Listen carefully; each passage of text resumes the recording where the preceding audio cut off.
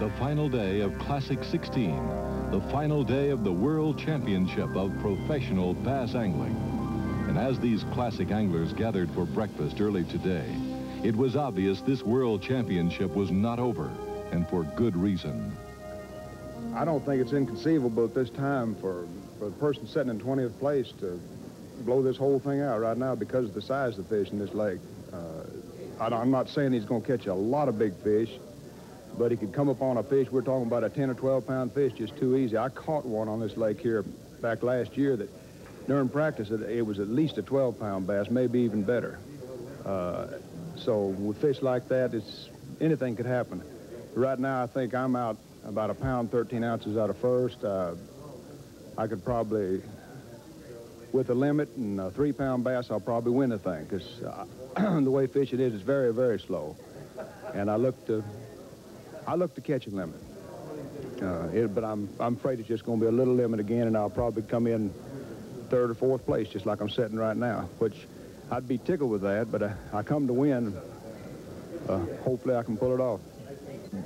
If we had a little bit of current out there, I think the weights would be quite a bit larger, and I think we'd see a few good quality fish. Right now, these fish are really conditioned to being out alongside the main channel, and anytime the current starts moving, the fish kind of ball up on the end of the grass points and stuff, and they're real easy to catch. Man, you can sit out there and catch 30, 40 fish in an hour or so, so it's kind of interesting. You can't really give up. It's a real good lake, and hopefully the water's going to move a little bit for us today.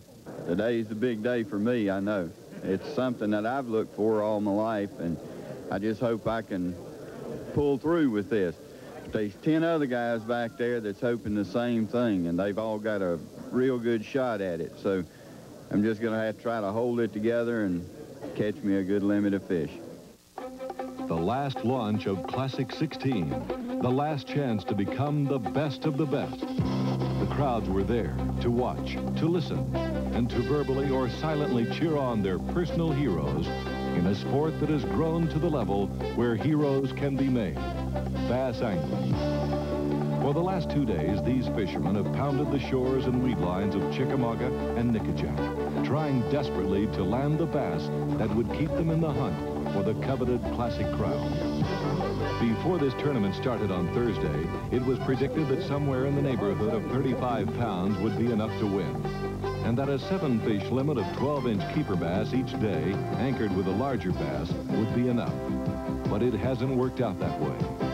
For many here, it has been a tournament filled with frustration, because the fish these bass anglers found in practice have not bitten, not like they did, not like they should. And the reason advanced by many anglers is water flow, or the lack of it. Most of these fishermen located the bass in milfoil along the river, in areas where water flow affects the fishing.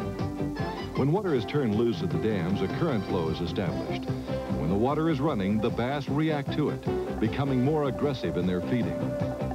For the last 2 days, the Tennessee Valley Authority has not run the water until late in the fishing day, as late as an hour before they quit fishing. That's what happened yesterday for Roland Martin, who was the first-day leader. The all-time money leader on the BASS tournament trail could only manage 2 small keeper bass, but he was proud of anything he caught. Hey, got a keeper!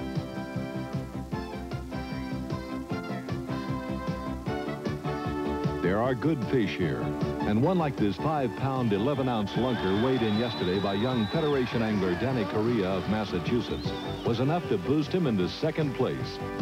Missouri angler Guido Hibden, in 3rd position Thursday, fell to 8th yesterday when his honey hole failed to produce the pounds of bass he needed to stay in the front running.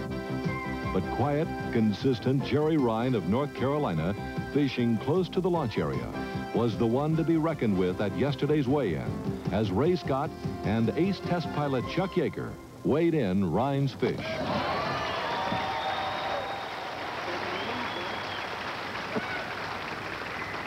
Six pounds, 14 ounces, and the new leader, Jerry Ryan.